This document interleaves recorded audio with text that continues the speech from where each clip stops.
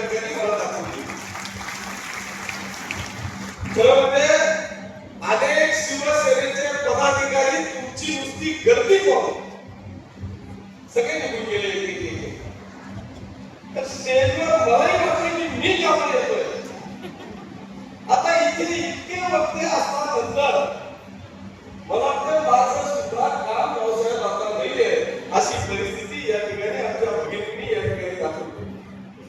आणि म्हणून जर का आपण पाहिलं तर इतर पक्षाला बघा, त्यांना एकदा हे चित्र मला वाटतं आपण दाखवलं पाहिजे.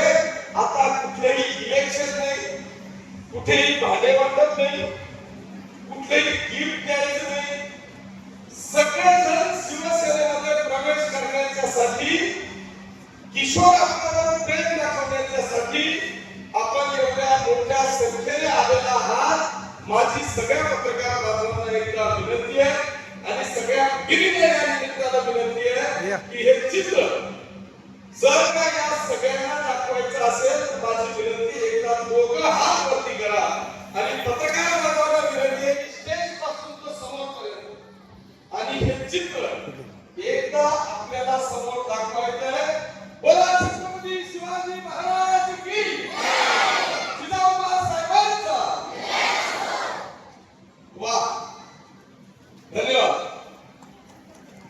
आता मी खरोखर सांगतो, मी गेल्या अनेक वर्ष ज्या दिवशी मी शिवसेनेमध्ये हा स्फोट झाला आणि तो स्फोट झाल्याच्या नंतर आमची ताई की जिला राजकारणातला राग माहित नाही, ती ताई इतकं धडधड करायची की हे दादांना चांगलं वाटलं असेल का. आता मी मरेपर्यंत शिवसेना उपोषण सोडणार नाही.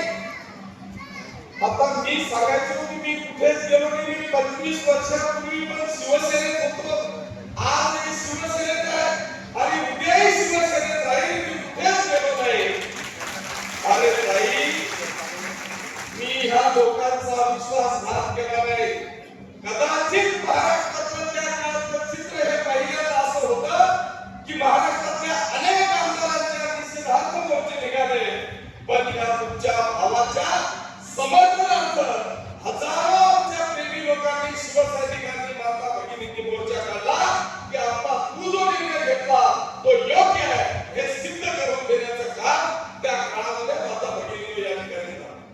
हे खरोखर कौतुक करण्यासारखं आहे. पण आता खरं म्हणजे ताई 8च महिने झाले, कदावा चालू आहे का, 10 महिने झाले. या 10 महिन्यामध्ये तू पहिल्यांदा राजकारणात उभी राहिली आणि त्या राजकारणात या मतदारसंघाच्या 60,000 माता भगिनी, जनता बांधवांनी 60,000 मतं तुला दिली. तुला फक्त तुझं काहीच नव्हतं. जे काही थोडंफार तात्या साहेबांचं प्रेम असेल ना, त्या प्रेमापोटी या तालुक्याच्या 60,000 लोकांनी तुला मतदान केलं. त्या 60,000 लोकांचा विश्वासघात करून तू भाजपमध्ये गेली. ही खरी गद्दारी आहे. ही गद्दारी तुम्ही या भाजपा आणि भडगाव मतदारसंघाच्या जनतेबरोबर केली आहे. ही जनता तुला कधी माफ करणार नाही. जर तुम्ही आज पाहिलं जेव्हा भाजपमध्ये प्रवेश केला, अरे एक पदाधिकारी दाखवा, एक कार्यकर्ता दाखवा की शिवसेनेचा आमच्या वैशिष्ट्य बरोबर भाजपमध्ये गेले. यावर शिंदेचा समजू शकतो, त्याच्या मनामध्ये द्वेष आहे. त्याला मला आमदार पाहावा जात नाही, या मतदारसंघाचा विकास त्याच्याकडून पाहावा जात नाही. मी त्याला पुढे धरतो की तू दर पंचवार्षिक राहायचा आणि माझ्या विरुद्ध अपक्ष उभा राहताय. याचं माझं त्याला कायच करून राहिलं. पण ज्या बहिणीवर मी भावापेक्षा, आमच्या सगळ्या बहिणीपेक्षा जास्त प्रेम केलं, त्या बहिणीला सुद्धा माझी प्रगती सहन होत नाही.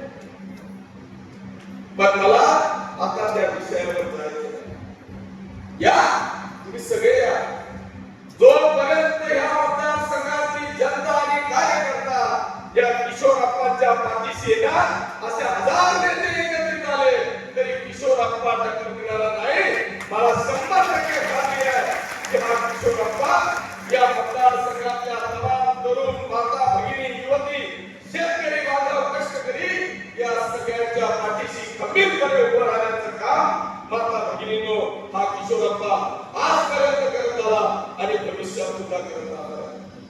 त्याच्यामुळे मी आज आपल्याला खात्री देतो, अनेक आमच्या जुन्या माता भगिनी आहेत, पण आज मला सांगताना आनंद होतो. मी आज आपल्याला खात्री देतो की ज्या पद्धतीचा विश्वास मी माझं स्वतःचं कौतुक करणार नाही, पण मला एवढी खात्री आहे की मी जर का मतदारसंघाच्या प्रत्येक गावाला जाऊ द्या, पाचोऱ्याच्या भडगावच्या प्रत्येक वार्डामध्ये जाऊ द्या, आणि आमच्या 10, 20, 25 भगिनी त्यांची हिंमत डायरेक्ट किशोरप्पा जवळ येऊन फिरवून टाकण्याची ताकद तिच्यामध्ये आहे, एवढा विश्वास या किशोरप्पाने ठेवला. त्याची यांची जवळची तो एक तरी भगिनी येईल का? एक सुद्धा भगिनी यांच्याजवळ जायला तयार नाही.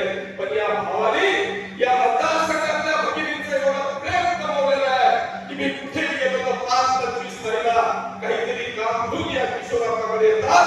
हे प्रेम कमवण्याच्या करता माझ्यावर कष्ट लागतात. तेवढा विश्वास संपादन करावा लागतो, तेवढं आपल्या सगळ्यांवर विश्वास असावा लागतो. आणि ते प्रेम माझ्यावर घेतलो आज मी या मतदारसंघामध्ये कमवलेलं आहे. त्याच्यामुळे मला चिंता नाही आहे कोण कुठे जात आहे, जोपर्यंत जनता आणि कार्यकर्ता माझ्या सोबत आहे मला खात्री आहे. मंडळाने सांगितलं की जर तुम्ही निवडून दिलं, जर या तिघे संस्थांना सत्ता दिल्या, अरे ताई मी आपल्याला खात्री देतो जर तरचा प्रश्नच नाही आहे. तिकडे फक्त नेते आहेत, तिकडे कार्यकर्ता आहेत. फक्त थोडासा स्पीकर ऑफ करा, तिकडे काय तुम्ही अनेक शेर साहेब राहिले उधर है ना चटाक शेतकऱ्यांना चटाक शेतकऱ्यांना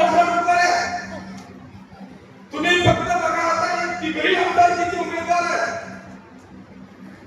हे फक्त सत्ता आहे ना तोपर्यंत गिरी बंधून काही घेता येईल का? मुख्यमंत्री महोदयांकडून काही घेता येईल का? तो 5 वर्ष विरोधात कसं राहायचं, थोडीशी चटणी तरी भेटी का? अरे असे हलकट विचारांमध्ये राजकारणामध्ये कधी यशस्वी होत नाही. मी 25 वर्ष झाले या समाजाची सेवा करतोय आणि त्या बळावर या मतदारसंघाने एक इतिहास केला की या मतदारसंघामध्ये कधीही दुसऱ्यांना निवडून येत नव्हतं. एकदा आत्ता असायचे, एकदा बापू असायचे, पण ते नेमकं तात्यासाहेबांनी कोणतं तुम्ही तर इतके भयानक आहे. नुसतं तात्यासाहेबांचं आणि तात्यासाहेबांचं आणि माझं रेकॉर्ड तुम्ही मला बोलायला होतं. तिसऱ्यांदा आमदार नव्हते, तिसऱ्यांदा आमदार होण्याचा बहुमान मला दिला. नुसता आमदार केला नाही, 40,000 मतांचं मताधिक्य या ठिकाणी तुम्ही मला दिलं. याचं सगळ्यात जास्त कोणाला श्रेय जात असेल ना तर त्या माझ्या मतदारसंघातल्या सगळ्या लाडक्या भगिनी. यांनी एकदा विचार केला ह्या भगिनी, यांनी जर का एकदा विचार केला, भावाला जर का शब्द दिला, मग तो नवरा सांगू का बाप सांगू, तो हात कधीच चढणार नाही. आणि ते प्रत्येक मला पाहायला मिळालं. मी एकदा पहिल्या वेळामध्ये सांगितलं पिपरीला होतो नाही आपण सारवेला होतो, सारवेला तिथे मी उदाहरण दिलं. मी एका कार्यक्रमाला प्रचाराच्या वेळेस असा धावत गेलो. 10 वाजेची वेळ होती, कीर्तन चाललेलं होतं आणि ते कीर्तन संपत असताना मला 10 मिनिटं बोलायचं होतं. आणि मी तिथं लाडक्या भगिनींचा मंत्री एकनाथ शिंदे साहेबांचा उल्लेख केला की या महाराष्ट्रामध्ये या महाराष्ट्रातल्या भगिनींचा जर खरा लाडका भाऊ कोण आहे तर तिच्या तोंडावर सरळ येतं की माननीय एकनाथ शिंदे साहेब या महाराष्ट्रातल्या सगळ्या भगिनींचा लाडका भाऊ आहे आणि सगळ्या तरुणांचा लाडका मामा आहे.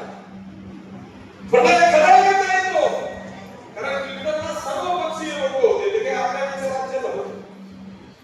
त्याच्यात एक उपासना गटाची प्रेम करणारी आमची ताई एक होती. मला